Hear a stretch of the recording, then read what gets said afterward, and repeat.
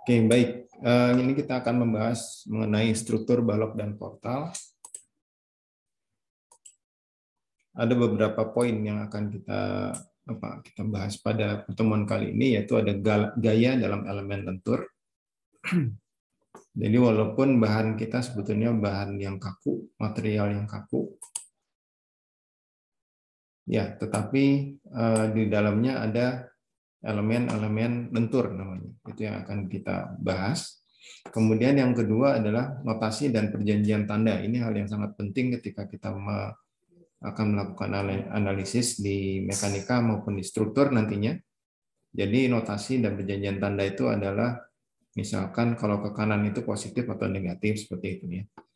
Kemudian nanti ada contoh soal yang dilanjutkan dengan latihan, dan terakhir seperti biasa ada tugas. Baik, pertama kita bahas dulu gaya dalam elemen lentur. Ini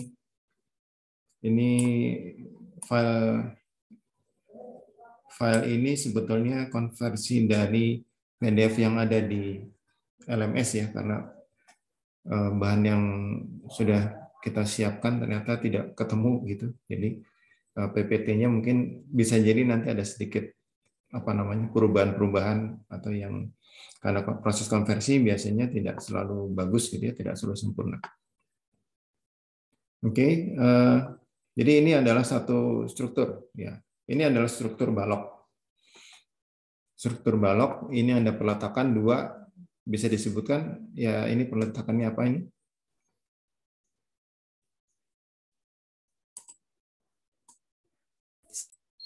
Oke, jadi ini peletakannya sendi dan roll. Ya, mudah-mudahan tidak ada yang salah karena sebelumnya saya sempat salah menyebutkan ya. Jadi peletakan sendi ini roll.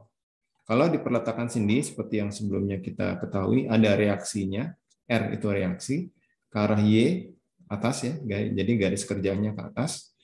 Kemudian ada reaksi X. Reaksi X ini sepanjang sumbu X, garis kerjanya ke arah X. Ini bisa akan ke kiri atau ke kanan tergantung dari nanti hitungan kita di sini. Kemudian ini ada gaya terpusat ya, ini namanya gaya terpusat, beban terpusat. Beban terpusat itu simbolnya adalah satu garis panah di satu titik ya. Nanti ketika kita akan menghitung lebih lanjut di titik tersebut, nanti harus diperhatikan dia jarak relatifnya terhadap titik tinjau kita. Misalkan ke A, maka nanti kita harus perhatikan jarak di sini. Kalau dari B, maka jarak dari B berapa? Kira-kira seperti itu. Kemudian jenis beban kedua ada beban merata.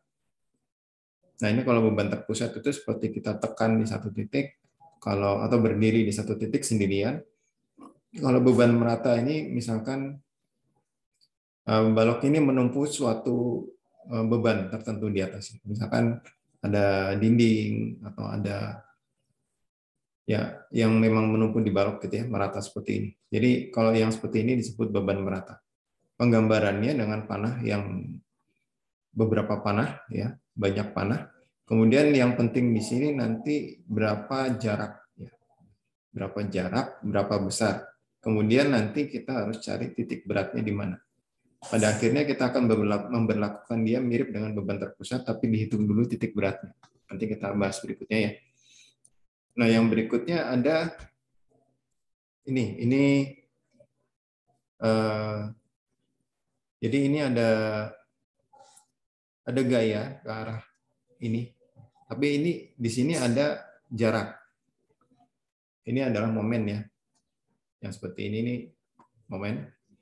Jadi kalau nanti dalam perhitungan gaya-gaya seperti yang sebelumnya kita sudah pelajari sedikit, yaitu nanti kesetimbangan gaya-gaya itu ada yang kesetimbangan gaya arah X, arah Y, dan ada kesetimbangan momen. Nah, ini adalah kalau kita kita berikan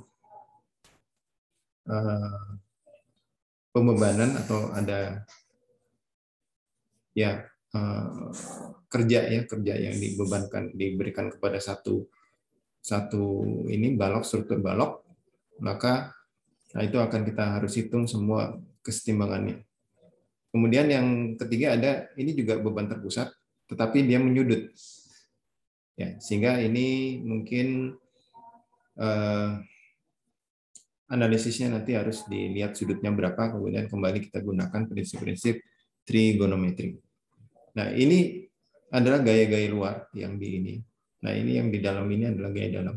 Gaya dalam itu maksudnya adalah ketika dia dibebani, maka ya gaya yang bekerja di situ apa saja gitu. Jadi bukan sebagai reaksi di luar, tapi memang di satu balok dia akan mengalami pembebanan seperti itu. Nah, kita lanjutkan.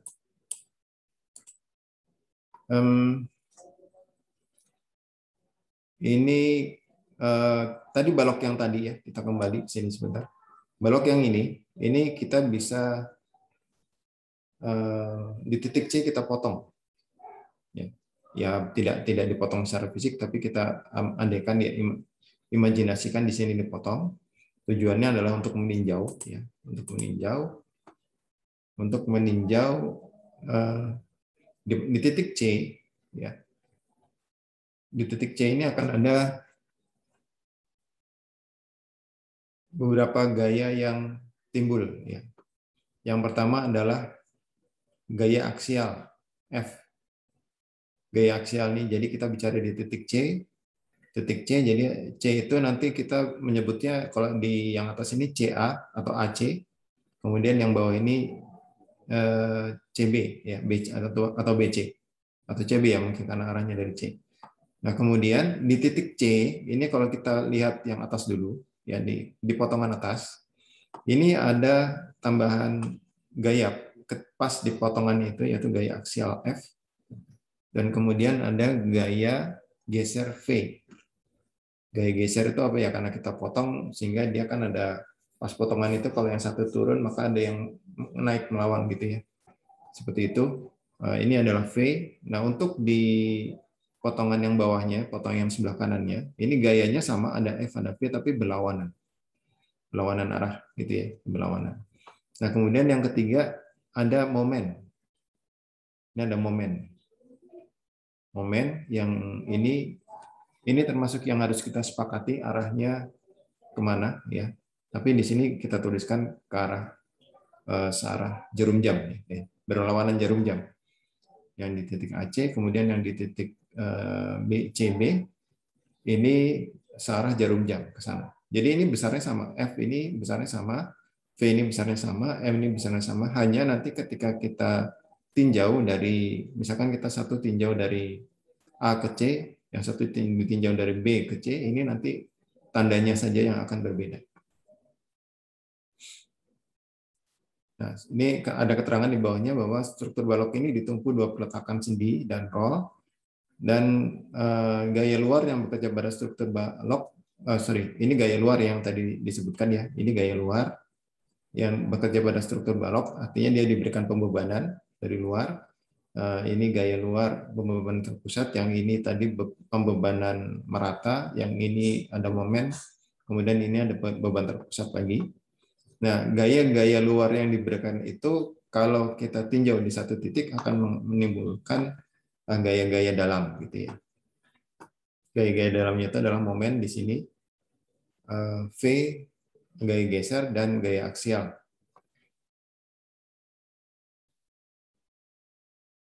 Ya, seperti itu ya.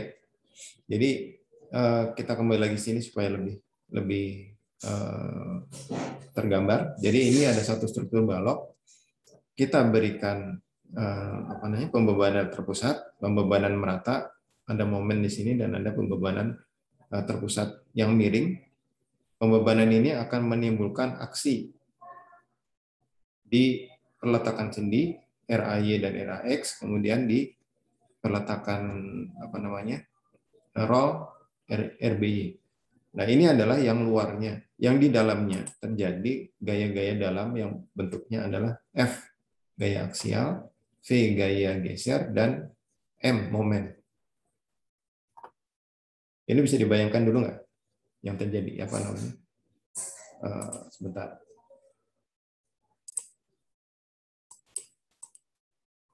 Nah, ini kita masuk ke notasi dan perjanjian tanda.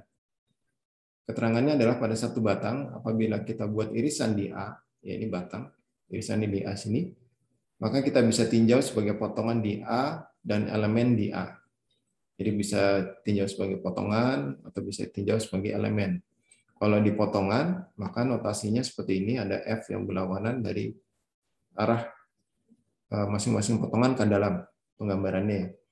Kemudian untuk gaya dalam V sebagai potongan, maka ada gaya V yang ke arah bawah, yang sebelah kiri, yang kanan ke atas. Ini kembali lagi adalah perjanjian, ya, notasi dan perjanjian tanda. Kemudian untuk momen, yang sebelah kiri ke arah berlawanan jarum jam, yang kanan itu searah jarum jam. Ini kalau kita berlakukan dia sebagai potongan. Kalau di potongan ini kita jadikan elemen, maka tandanya berbalik, ya. Karena ini ada potongan di tengah. Jadi pada elemen ini dia memiliki gaya ke kiri F, ke kanan F itu. Yang kemudian yang V-nya adalah di sini ke atas yang sebelah kiri, yang ini ke bawah. Kemudian momennya yang kiri berlawanan jarum jam, yang kanan yang kiri searah jarum jam, yang kanan berlawanan jarum jam. Ya, seperti itu. Jadi ini yang coba diingat nanti ketika kita akan melakukan perhitungan, kan pertama kali kita harus membuat dulu apa namanya, arah, ya, arah dari gaya-gaya dalamnya gitu. Jadi momennya ke arah mana, V-nya ke arah mana, F-nya ke arah mana. Nah, ini adalah perjanjian yang kita gunakan ketika kita memperlakukan sebagai potongan atau sebagai elemen. Seperti itu. Oke, kita kembali ke contoh. Ini contoh soal. Kita diminta menghitung gaya aksial, geser, dan momen di titik C. Jadi yang diminta adalah menghitung gaya dalam, ya. Gaya dalam, aksial, geser, momen. Berarti kita diminta menghitung F, V, dan M di titik C di sini. Sorry, titik C itu di mana? Ya, betul, di sini. Di sini titik C. Di titik C dan di titik F. Nah, ini kenapa soalnya ada dua, karena ini struktur baloknya apa namanya? Istilahnya apa ya kalau ini? Kalau main bola itu offside, ya. Jadi keluar dari tumpuan yang sebelah kanan. Tapi ini memang biasa struktur atau apa namanya, konfigurasi yang biasa gitu ya untuk struktur. Kalau kita lihat di jalan-jalan juga, kalau kita perhatikan kan pasti ada bagian yang dia tidak menumpuk ke salah satu tumpuan perletakan, tapi langsung disambungkan ke jalan gitu. Nah, ini yang dimaksud contohnya. Jadi kita lihat dulu. Di sini ada pembebanan terpusat, lurus arah Y atau tegak lurus apa namanya, ke arah pusat bumi, ya. Ini B 30 Newton. Kemudian ada di titik D pembebanan sebesar 60 kN, tapi ini bersudut. Nah, sudutnya kita tidak diberitahu, tapi perbandingan antara tegak dan miringnya 4 dan 3. Jadi di sini Anda nanti tinggal menghitung perbandingan saja, ya, perbandingan untuk mendapatkan X-nya berapa, Y-nya berapa. Yang berikutnya ada pembebanan merata di EFG. Ya, ini jaraknya ada 2 + 3, jadi ada 5 meter sebetulnya. Cuma kita nanti diminta untuk meninjau di F saja, jadi nanti hitungannya akan disesuaikan. Kemudian karena beban-beban tersebut ada reaksi AX. Nah, ini mungkin yang tadi ditanyakan, ya, ada yang ke arah kanan. Jadi seperti tadi saya sampaikan, mau ke arah kiri, mau ke arah kanan, itu tidak masalah, tapi itu berkaitan nanti dengan tanda. Tanda. Kalau misalkan kita hitung nanti, ini kan ke arah kanan nih. Mungkin di case lain, ya, kita sudah tetapkan, oh ini ke arah kanan nih. Tapi ternyata setelah diperoleh nilainya negatif. Berarti dia bukan ke kanan, tapi ke kiri. Gitu. Jadi nanti tandanya bisa diubah, tapi kalau tandanya diubah nilainya minusnya juga dihilangkan gitu ya. Jadi tanda ini sesuai dengan notasi apa namanya plus minus itu sesuai dengan tanda yang disepakati. Kemudian ini sudah ditentukan RAX-nya 36 kN, kemudian RAE-nya 27,9 kN. Dan di E ini ada reaksi dari peletakan roll yaitu 80,1 kN. Nah, ini mungkin ada baiknya Anda nanti coba hitung ya. Anda coba hitung di luar ini saja, di luar kelas sebagai latihan, apakah memang betul-betul ini sudah balance. Karena ini sebetulnya hasil hitungan yang sudah balance, jadi memang angka-angka ini sudah dihitung dan memang sistem ini sudah setimbang gitu ya. Totalnya kalau kita bicara sistem ini, Fx, Fy, dan momennya itu sudah sama dengan 0. Gitu. Tapi ini kan karena kita untuk contoh soal, karena yang kita fokuskan adalah di gaya dalam, jadi bukan gaya-gaya luarnya. Kalau gaya-gaya luarnya ini sudah sudah imbang, sudah balance. Ya.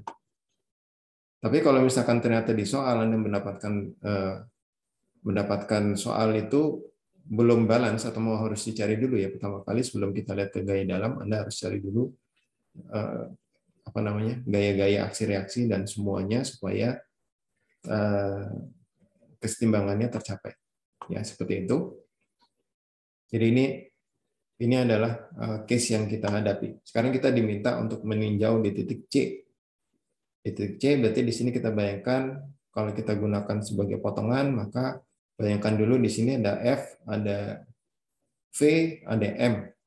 Kemudian Anda bayangkan arahnya di potongan kanan itu arahnya kemana, di potongan kiri arahnya kemana. Gitu. Seperti itu. Kemudian Anda mulai gambar-gambar. Anda mulai berikan coret-coret di potongan tersebut. Oh, di sini V ke atas, di sini V ke bawah, di sini F ke kiri, F ke kanan, di sini M searah jarum jam, di sini M berlawanan jarum jam. Ya, seperti itu. Yang kedua perlu diperhatikan ini jarak. Jarak ini diperhatikan juga. Jadi kalau C berarti jaraknya kalau kita tinjau ke A berarti dia ada 5 meter. Kalau ke B ada 2 meter. Seperti itu. Kita lanjutkan. Nah, kita lihat di titik C. Ya, di titik C berarti kita ada komponen gaya pembebanan 30 kN. Kemudian di sini ada reaksi 27,9 kN ke arah Y, atasnya ke arah atas, kemudian ke arah X-nya 36 kN ke arah kanan. Nah, ini semuanya kembali lagi, walaupun ini potongan harus imbang. Artinya kita akan cari nanti komponen-komponen F arah X dijumlahkan harus sama dengan 0. Komponen-komponen arah Y dijumlahkan harus sama dengan 0. Dan momennya juga harus sama dengan 0. Gitu. Ini ya. X sama dengan 0, Y sama dengan 0, momen sama dengan 0. Nah, ini untuk arah X kita lihat. Arah X ini ternyata cuma ada 2 nih. Ada RAX, reaksi di sendi. Kita tuliskan ke arah kanan. Kemudian F ya. F-nya juga perjanjian di awal kan kita buat kalau dia di potongan sebelah kiri, maka gayanya ke arah luar ya. Ke arah luar artinya ke arah, kalau di gambar sini berarti ke arah kanan, ke arah F. Ini ya, kanan.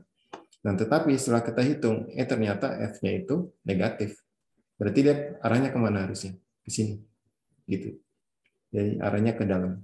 Sebetulnya tapi kalau kita gambarkannya seperti ini, nilainya negatif. Kalau kita balik panahnya, Anda nanti menuliskannya jangan pakai minus lagi, gitu. Jadi ini menjadi minus karena arah kita ke kanan, tapi sebetulnya setelah dihitung kesetimbangannya ternyata dia ke arah dalam. Jadi seperti itu ya, karena gambarannya seperti ini. Ini nilai F-nya negatif.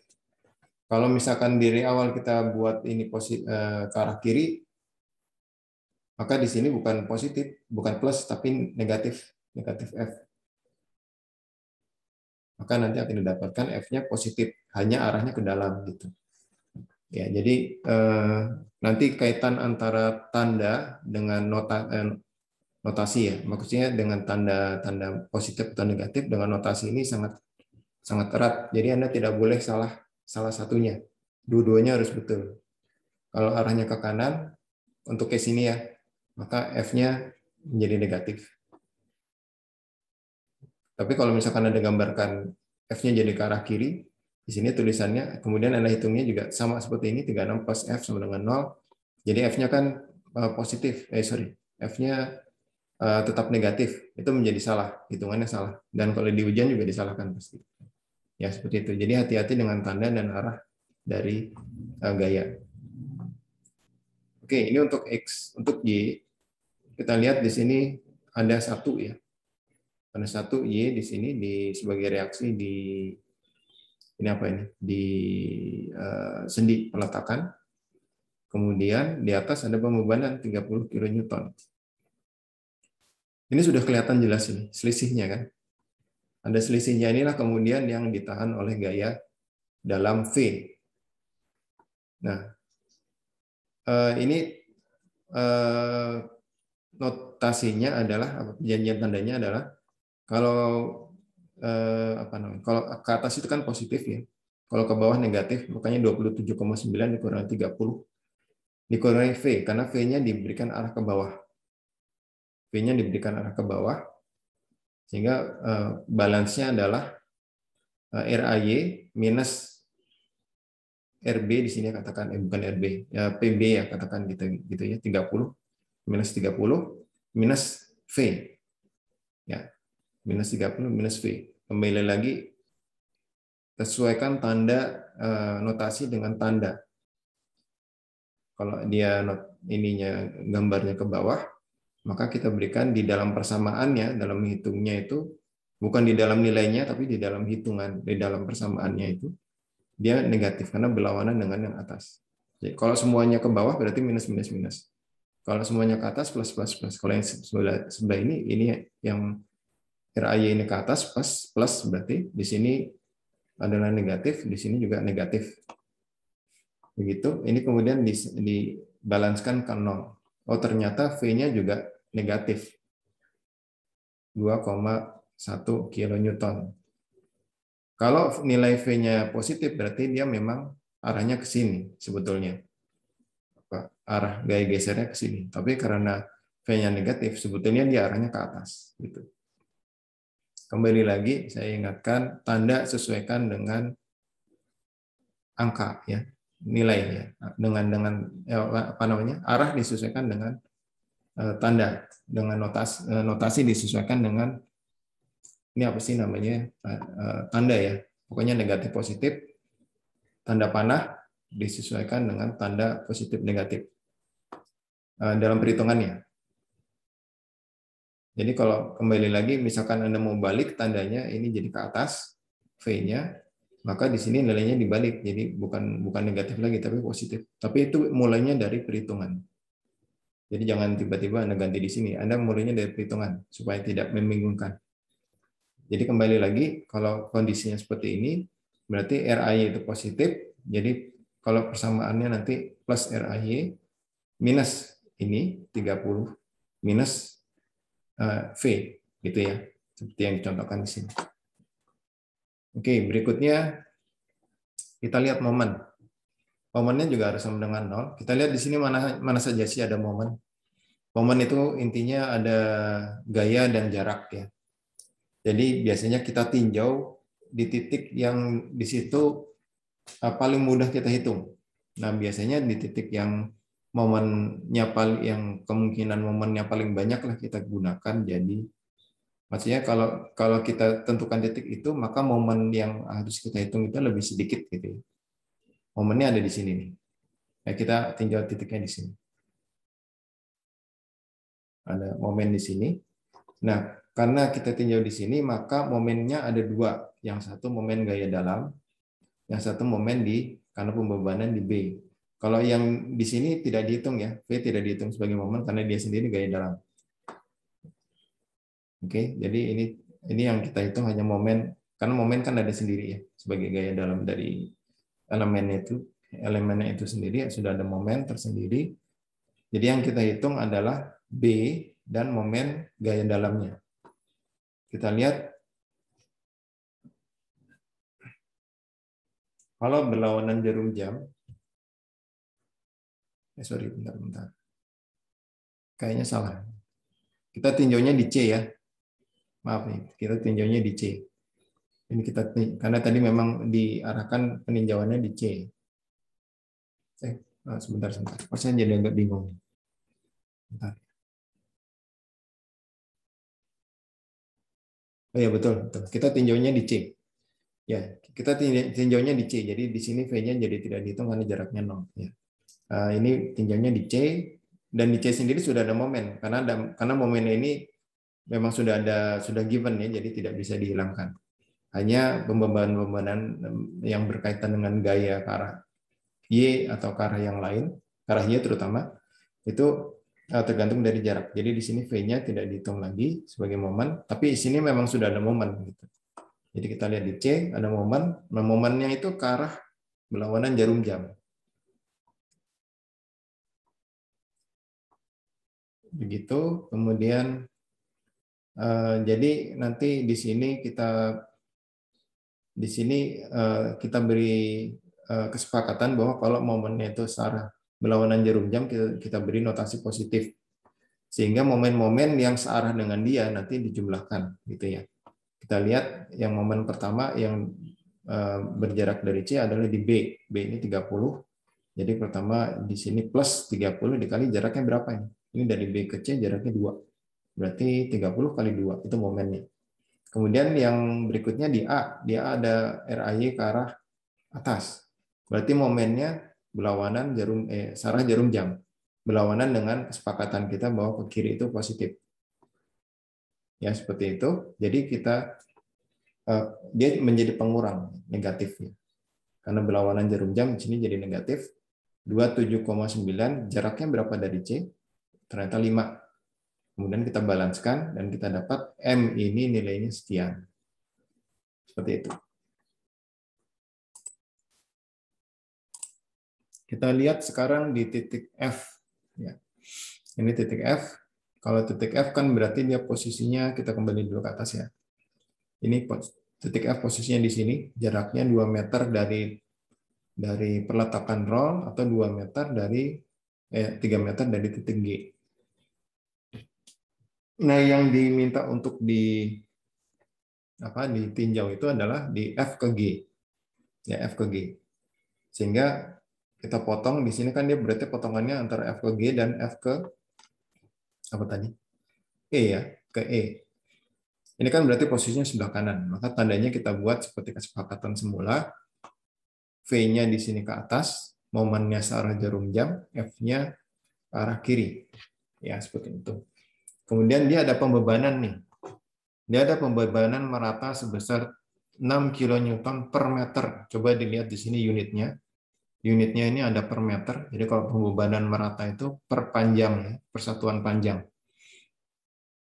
Nah, jadi kita harus lihat ini kalau kita lihat di sini 6 kN per meter, berarti kan di sini sebetulnya dari E sampai G itu mendapatkan pembebanan merata sebesar 6 kali panjangnya berapa? 5 ya, 5 meter. Jadi ada 30 kN. Tapi untuk yang potongan F, kita hanya tinjau yang sebelah kanannya saja. Di sini berapa tadi panjangnya? 3 ya.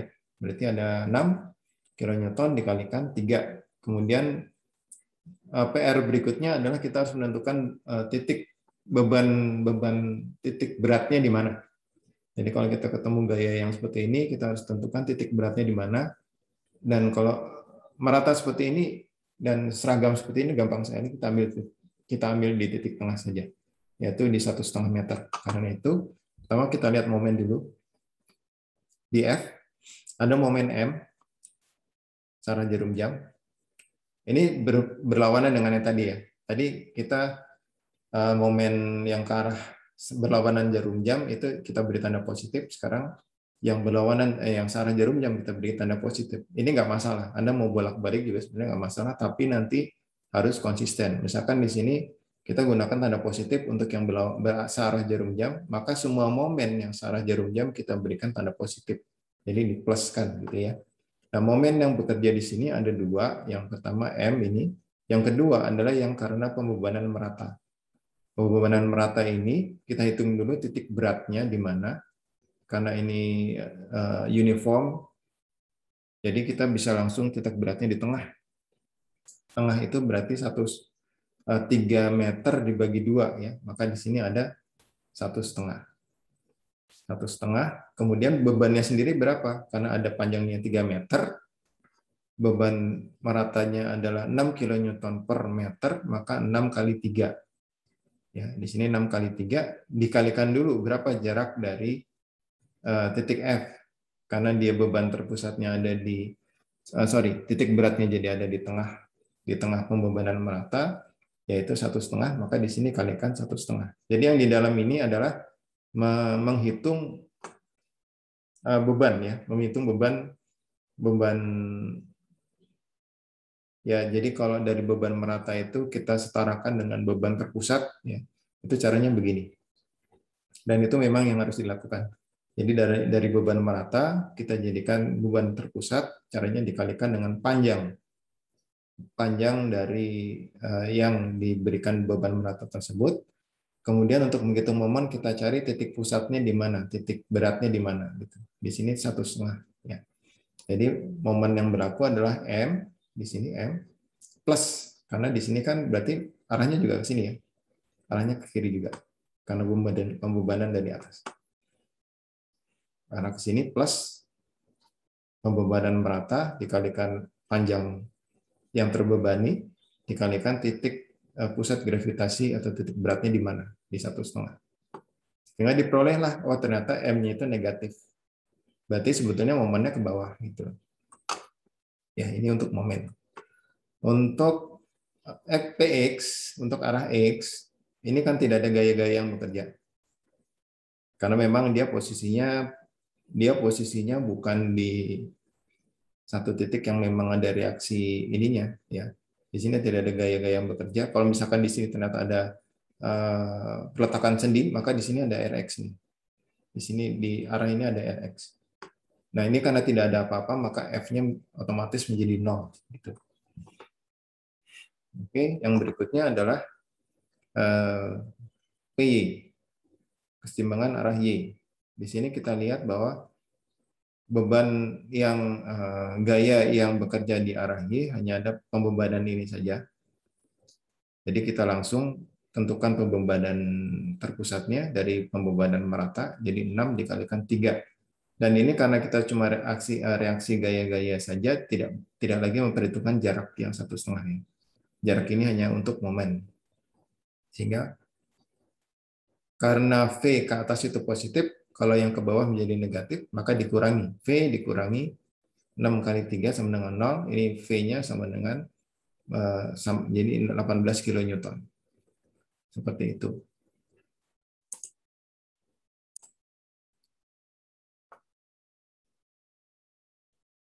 Ini keterangan terhadap yang tadi ya, untuk karena reaksi peletakan sudah diketahui nilainya semuanya, jadi struktur dibagi 2 bagian, yang kiri dan kanan waktu kita memotong di titik C maupun di titik F. Untuk mengetahui gaya pada titik C, kita boleh meninjau. Kita ninjaunya sebetulnya bisa dari sebelah kiri maupun sebelah kanan. Nah, tadi kan kita tinjau dari sebelah kanan ya, untuk mengetahui jarak untuk baik di titik C maupun di titik F. Untuk mengetahui gaya dalam titik F, kita boleh meninjau struktur di sebelah kiri ataupun sebelah kanan. Kemudian untuk mengetahui gaya dalam di titik F juga kita boleh lihat di sebelah kanan maupun sebelah kiri. Kita kembali lagi dulu sedikit ke atas ya. Kita di titik C. Yang tadi kita tinjau kan ini sebelah kiri ya. Nah, bagaimana kalau kita tinjau sebelah kanan? Itu sama saja, nanti bisa juga. Kemudian kalau kita tinjau di titik F, ini bisa di sebelah kanan atau sebelah kiri. Nanti reaksinya akan berbeda gitu. Seperti itu. Oke.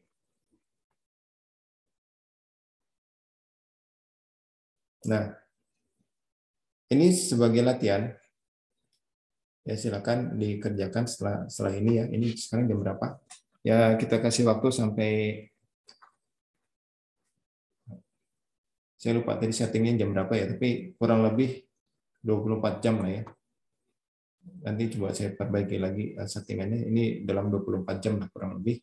Anda coba kerjakan. Ya kalau bisa diselesaikan sekarang sih lebih bagus. Tapi Anda kerjakan secara mandiri ya. Mungkin bisa diskusi dengan kelompoknya, dengan teman-temannya. Jadi kasus yang ini kan tadi sudah ditinjau dari titik C sebelah kiri. Kemudian di titik F sebelah kanan. Nah, bagaimana kalau Anda meninjaunya itu di sebelah pada arah yang berbeda dari solusi yang tadi. Yang tadi kan sudah di C-nya sebelah kiri, F-nya sebelah kanan.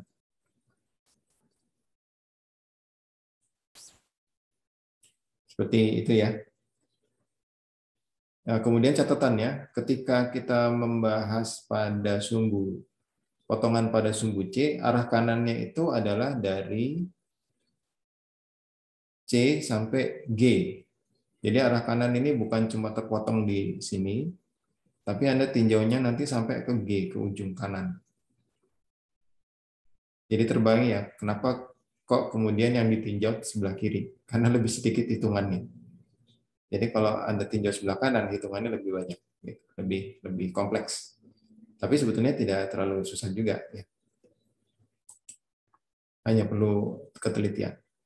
Kemudian, kalau kita bicara sumbu F arah kiri, maka yang peninjauannya itu dari F sampai ke A. Jadi tidak terbatas sampai ke peletakan di sini. Ya begitu ya. Jadi itu latihannya. Ya latihannya Anda tinjau pada sumbu C arah kanan dan sumbu F arah kiri. Ini sudah ada tandanya. Kemudian sebagai tugas ya. Ini saya kira jelas ya. Memang kalau mengerjakannya seperti apa ya Anda harus latihan namanya juga ya. Ini kita tunggu latihan apa Anda bisa mengerjakannya seperti apa dalam hari ini kita tunggu atau dalam 24 jam lah kita tunggu. Berarti sampai besok jam 10 ya. Tapi kalau bisa segera sekarang 1 jam sudah selesai di submit juga saya kira lebih baik. Kemudian ini tugasnya ya. Jadi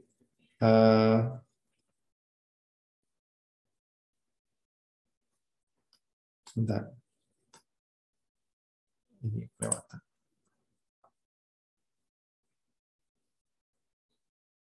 Oh, nggak muncul. Oke lah. Oke, kita skip saja. Kita langsung ke tugas ya. Ya, tugas ini kelihatannya lebih sederhana atau lebih sulit dibanding yang tadi? Contoh